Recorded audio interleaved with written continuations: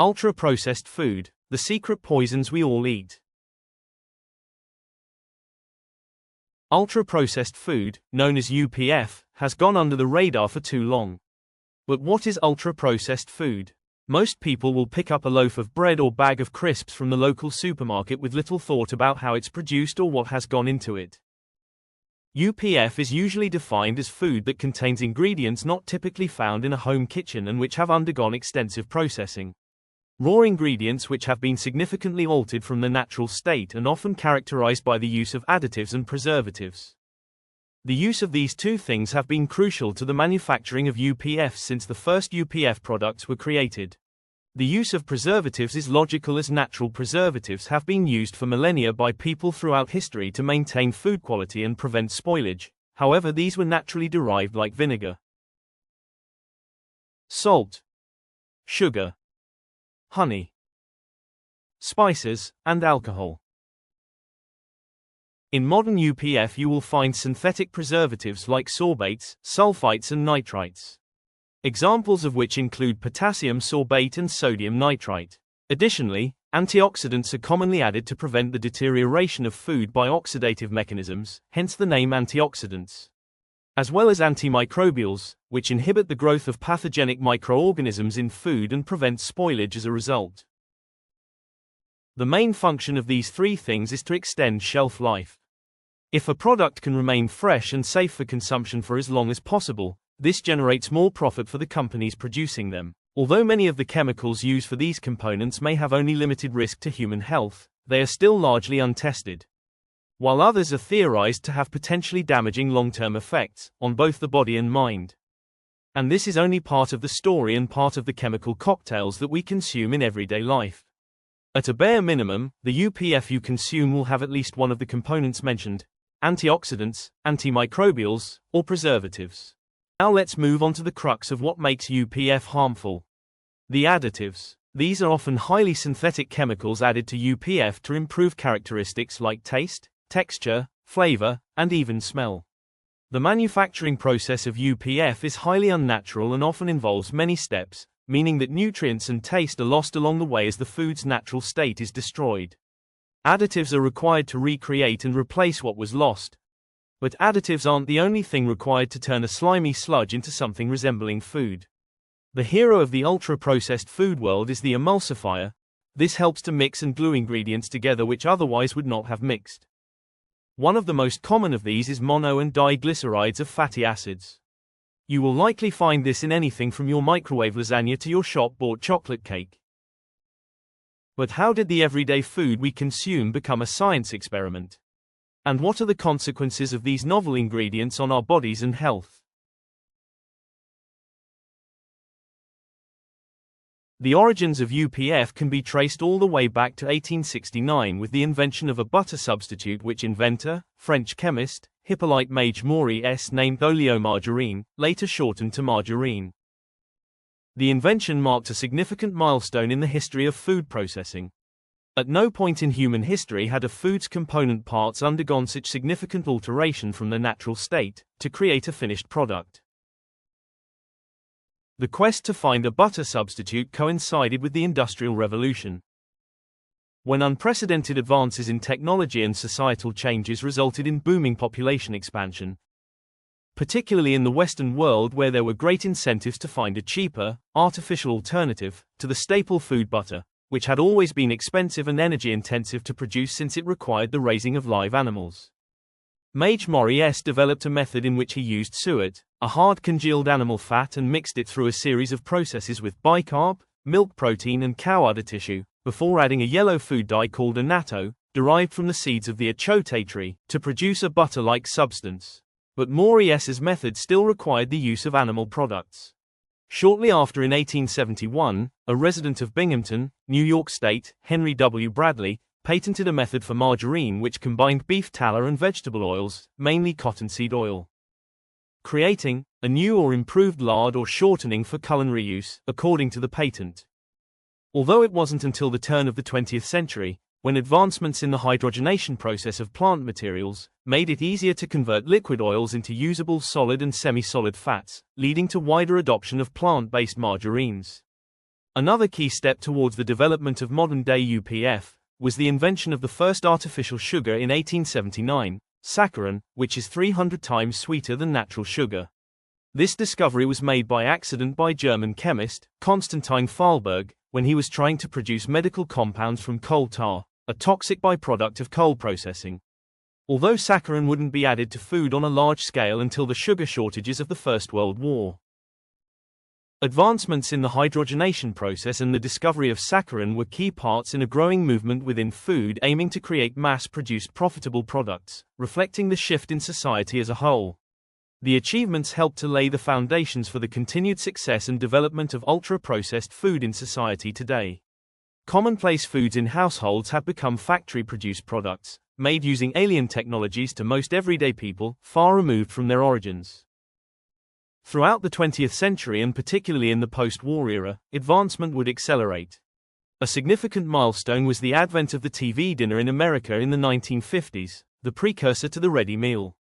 Frozen meals were first developed in the late 1940s, but Swanson's TV dinners, first introduced in 1954, popularized the concept of frozen meals as they promoted their meals to be eaten whilst watching TV. TV was rapidly growing in popularity in the 1950s. By 1954, more than half of American households owned TVs. TV dinners became a no-brainer for many Americans, costing just 98 cents and ready to eat in 25 minutes, which was not only quicker than most traditional homemade meals but also didn't require the effort of making the food or even the washing up after. After a long day at work or school, the meals were perfect for many families who could eat dinner whilst watching their favorite shows. The convenience culture of America also helped the popularity of fast food to soar. Fast food was further popularized by the introduction of drive-thrus in the late 1940s. As car ownership boomed, some fast food companies capitalized on the growing trend. And throughout the 50s, many chains would introduce their own drive-thrus. Drive-ins had already been popular in America, beginning in the 1920s. The novelty of being served directly in the car was a great draw for many. But drive-thrus took a step further by offering fast-paced delivery to customers who could be in and out and back on the road in a matter of minutes. Although many major fast food outlets were slower to catch on to the idea, the concept didn't become widespread until the mid to late 70s after one of the largest and most famous burger chains opened its first drive-thru in 1975. But it wasn't until the 1980s when UPF really became widespread, with huge arrivals of UPF brands on supermarket shelves, crowding out Whole Foods. Examples of UPF brands first marketed in the 80s include brands of cereal, pasta sauces, mass-produced bread, energy drinks, frozen pizzas, instant noodles, and yogurts. And since the 1990s, UPF sales have consistently increased in most countries. Despite some limited national data, as of 2023, the USA and UK were the highest consumers of UPF globally, with 58% and 57% of total daily calorie consumption derived from UPF respectively, according to the Global Food Research Programme. Whilst worries and objections have always existed amongst people about altering the natural state of food, many of these were dismissed as unreasonable concerns, and eventually industrial-produced food became the norm. And increasingly food became more processed, eventually leading to ultra-processed food. But concerns over the relationship between health and diet in the latter half of the 20th century were often misplaced, focusing more on the individual nutrients of foods while missing the point. An example of this was the low-fat movement, beginning in America in the 1960s. Low-fat products were popular because of concerns of the link between saturated fat and heart disease. Saturated fat became demonized in society and low-fat products became popular. But, ironically, many of these UPFs were produced with additives and artificial components that made them much more unhealthy than people realized, and may have even increased the risks of the very things they were trying to avoid. Yogurts are a perfect example. They have long been promoted as a healthy snack, but many industrially produced yogurts are vastly different from their original, natural varieties. Yogurt was first produced thousands of years ago and is thought to have been developed around 5000 BC in the Neolithic period, by people in ancient Persia. But its existence wasn't widely known until the 1900s, when it became linked to long life. influenced by results of studies in Bulgaria which showed a correlation between people who regularly consumed yogurt and those who lived a longer life. A bacterium discovered in yogurt named Lactobacillus bulgaricus was believed to be responsible. And by the 1920s, yogurt was widespread, believed to prolong life as well as promote weight loss. But in the 1960s, ultra-processed low-fat yogurt became the norm. The alteration of yogurt to make it low-fat involves the use of additives like thickeners, designed to replicate the texture and flavor lost by the lack of fat. An example of a thickener commonly added to yogurt is xanthan gum, which is linked to respiratory and digestive problems. Artificial sweeteners were also added for the first time, to make the yogurts more palatable for consumers.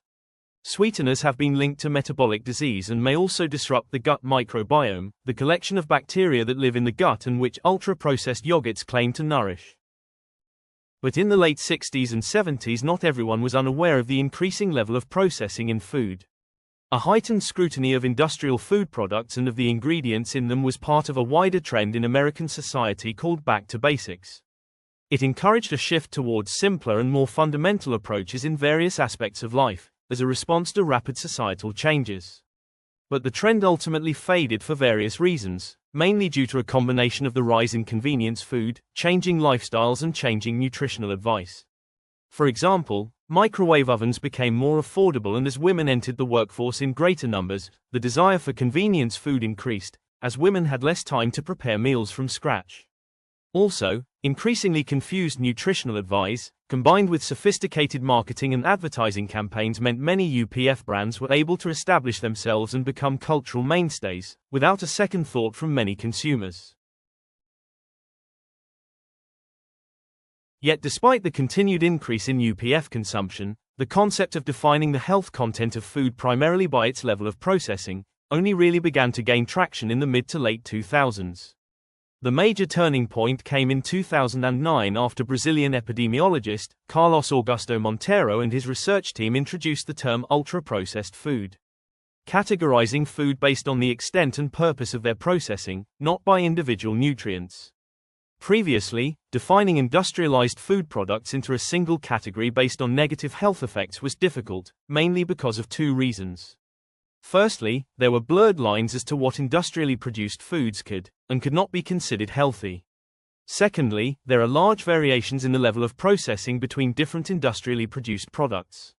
For example, grains and staple foods like rice and pasta, whilst technically processed foods, are generally seen as part of a healthy diet. Moreover, many highly processed products were often seen as healthy because of characteristics like reduced sugar or fat content, reduced calories, or claims such as high in protein or high in fiber. After all, humans have always processed food in a way which no other animal does. Cooking using heat, for example, is a uniquely human trait. So was industrial processing really a big issue? Surely industrially produced foods were mainly unhealthy because of characteristics like high saturated fat, sugar and salt content. After all, these were proven measures of a food's health content and were thought to be more useful in measuring nutrition. But these metrics could not entirely account for the rapid rise in diet-related diseases since the 1980s. For example, obesity has skyrocketed since the 80s. A combination of factors was seen as responsible for the rise in obesity, but primarily a lack of exercise was for a long time seen as the main explanation. However, many studies showed that increased exercise, even when combined with specific diets aimed at promoting weight loss, did not have the desired effects. Something else was at play which had been overlooked. There were two issues that Monteiro and his team realized and sought to resolve: a need for a better classification of food groups and better definitions, and an alternative explanation for the observed trend of skyrocketing diet-related disease in his home country of Brazil and also the world. They decided to look at food trends from a different angle and from a broader perspective, focusing on highly processed food as part of a socio-economic system naturally designed to promote overconsumption and addiction. They classified food groups based on their level of processing, which they called the NOVA classification. The system categorizes food into four groups: unprocessed or minimally processed, processed culinary ingredients, processed foods and ultra-processed foods.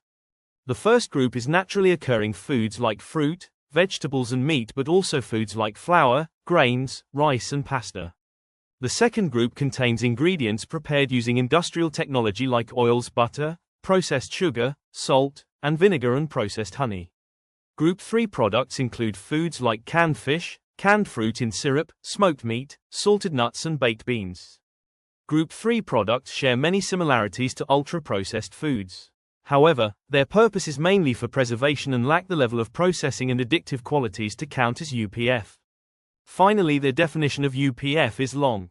It starts as formulations of ingredients, mostly of exclusive industrial use, made by a series of industrial processes, many requiring sophisticated equipment and technology. Many foods may fall under the definition of UPF, but examples include confectionery like sweets, chocolate and biscuits, crisps, shop-bought cakes, ready meals and industrially produced bread. In his book, Ultra-Processed People, Dr. Chris Van Tulleken details the hidden world of ultra-processed food. He explores its origins and development and explains why UPF as a concept is a relatively new one and an important distinction from unscientific terms like junk food. He elucidates how it isn't about traditional culprits like sugar, exercise, willpower or even calories, and explains how UPF companies try their utmost to naturalize their products and poo-poo any claims of dangerous additives. And crucially, he describes the mechanisms by which UPF drives overconsumption and addiction. He even goes as far as to liken the current food landscape of the UK to the smoking culture of the 1950s, before tobacco companies were forced to concede decades later, after ever-growing research, that their products were indeed responsible for the many diseases they were suspected of causing. While this may seem like an extreme comparison, the exact mechanisms by which UPF affects the body and causes diet-related disease are far from being fully understood. However, new research is constantly shedding light on its worrying effects. Meanwhile, UPF companies work tirelessly to conceal the truth, using their power and influence to sway research and government policy. Much like tobacco, the addictive nature of UPF should not be underplayed. Chris explains how UPF is both hyper-palatable and energy-dense. But he also explains how these aren't the only things that make UPF addictive. Take this brand of crisps for example. It has a curved shape, known scientifically as a hyperbolic paraboloid, stacked neatly inside a cylindrical tin. You may think it is a novel and fun concept, but its shape and design is actually a perfect formula to promote addiction and overconsumption. The reason for this is because it provides a complete sensory experience which hacks the brain's perceptions. First of all, the bright colors and attractive imagery draws you in, and once you've bought it, the action of popping open the lid is a satisfying sound that your brain learns to associate with reward. When you start to eat, the curved design of the crisp hugs your tongue and stimulate all your taste buds with a mix of many different intense flavors. The design of the crisp is so soft and thin that it requires next to no effort to break and very little energy to chew, despite the initial deceptive crunches. This is why some UPF is described as pre-chewed. Your brain tells you to keep eating as the ease of chewing, combined with the fact that the nutrients it anticipates do not come, confuses the brain as it does not become satiated. It seems that you really can't stop. This is a prime example of a UPF. It may be better described as a product, not a food. In Ultra-Processed People, Chris quotes Brazilian scientist Fernanda Rauber, who worked alongside Monteiro. It's not food, it's an industrially produced edible substance. The crisps have been developed as a complete sensory experience wired for overconsumption, not for any nutrition or even satiation. The characteristics of the product, combined with the many novel additives it contains, creates a dangerous blend. While the intent of UPF companies may not be to develop the perfect addictive substance, it is always to make the most money, and through product testing and consumer research, brands have continued to tweak their products into something that generates the most sales. It is the natural end result of an economic system focused on profit, but which has also promoted diet-related disease.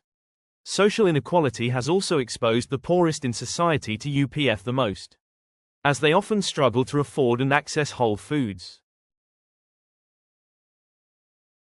It is now clear that UPF consumption is strongly associated with many diseases such as cardiovascular disease like heart attacks and strokes, high blood pressure, IBS, diabetes and all cancers, specifically breast cancer. But it's not only physical conditions. UPF is also associated with worsening mental health, increasing risk of depression and anxiety. Even conditions like dementia are strongly linked to high UPF consumption. What's more, growing research is showing the potential damaging effects of UPF on the gut microbiome. Often called the second brain, it plays a vital role in our overall health and well-being. A high UPF diet is linked to more deaths globally than any other health risk, including tobacco and high blood pressure. 22% of all deaths. UPF is not only damaging for your health, but is also a product of social exploitation and environmental destruction. Raw ingredients such as cocoa, sugarcane, coffee bean and oil palm are often grown and harvested by communities in developing countries, where they are frequently underpaid, overworked and exploited by major corporations. Major food corporations have even turned a blind eye to serious abuses like child labor, despite assurances of sustainability. Even logos on brands like Fairtrade are not always trustworthy. Brands often fail to maintain and regulate standards, and they are frequently unaware of some of the practices along the whole of their supply chains. Many UPF products are also made from ingredients taken from countries all over the world, often from 4 or 5 continents. The development of a product involves the shipping and transportation of ingredients from farm to primary and then secondary processing plants. These are then packaged and finally sent to supermarket shelves, creating much pollution as a result. 2 products ubiquitous in UPF are responsible for huge amounts of deforestation: soy and palm oil. Around 80% of global deforestation is a result of agricultural production, largely animal agriculture, with roughly 75% of soy used for animal feed. The vast majority of land deforested for cropland in tropical regions is to make way for monocultures of just 2 crops, either soybean or palm oil. Soy is grown mainly in South America, replacing areas of key importance for global climate such as virgin tropical rainforest of the Amazon and the tropical savanna of the Cerrado. Oil palm has also been devastating to the rainforest environments of Asia. Palm oil production is attributed to 39% of deforestation in Borneo between 2000 and 2018. You now know how both the content and nature of UPF make it harmful. But what does this knowledge mean for your future eating habits and everyday life? We are all ultra-processed people, not just because of the food we eat but also because of the substances we commonly use in everyday life. For example, body wash and shampoo, skin creams, toothpastes, cosmetics and deodorants. They are all industrially produced and contain potentially damaging chemicals, but nevertheless many provide important utility. And UPF is not the only thing causing concern for our health. Increasing pollution in the air and environment and the discovery of accumulating microplastics in our bodies are 2 major examples. However, there is no doubt as to the danger of a high UPF diet. Even a moderate UPF diet is not recommended, as research on the effects of UPF on our health is constantly evolving. Of course, it's okay to have the occasional treat every now and then, but it's important to be mindful of how easily an occasional treat can become a regular one, due to the nature of UPF. Ideally, keeping your consumption of UPF to as close to 0 as possible is the best way to reduce your risk to disease, especially when combined with regular exercise. If you are going to buy UPF, it's important to look at the ingredients and compare. For example, one brand of canned soup may contain 5 harmful additives, while another may only contain 2 of limited risk. It's important to examine all products, as even seemingly innocuous products can sometimes be the most harmful. A great tool to use is the Yuka app. By scanning the barcode of a product, you can see a breakdown of all its ingredients including additives. It labels additives as either high risk, moderate risk or limited risk and gives products an overall score out of 100. Labeling products as either bad, poor, good, or excellent. In countries which consume the highest amount of UPF like the UK and USA, there is very little awareness of its dangers. Although in some countries they have implemented warning labels on many UPF products. For example, in Latin America, Chile was the first to adopt black hexagonal warning labels in 2016 to indicate products high in things like sugar, sodium, saturated fat and calories. And since then countries such as Mexico, Colombia and Argentina have followed suit. In Mexico, these labels are also on products containing artificial sweeteners. In the UK, government policy has attempted to tackle what it has perceived as a sugar crisis. In 2018, a sugar tax was imposed. as it was found that teenagers in the UK were consuming approximately a bathtub full of soft drinks each year.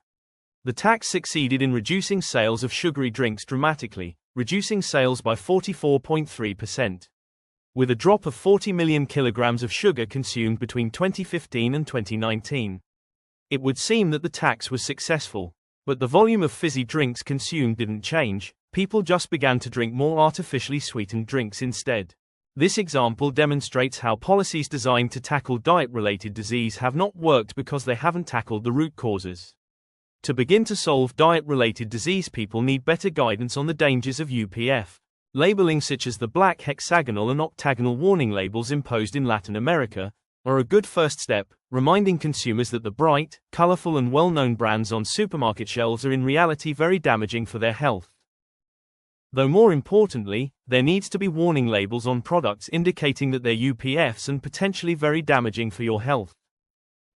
Particularly as many seemingly innocuous products can be low in traditional nutritional measures like sugar or saturated fat, but still be high in additives, hence they can go under the radar. Access to and affordability of whole foods also needs to greatly improve, particularly for the poorest in society. For those fortunate enough to make freer choices about the food they buy and consume, just remember, it's not food, it's an industrially produced edible substance. If you enjoyed this video, make sure to like and subscribe, and share to spread the word about ultra-processed food.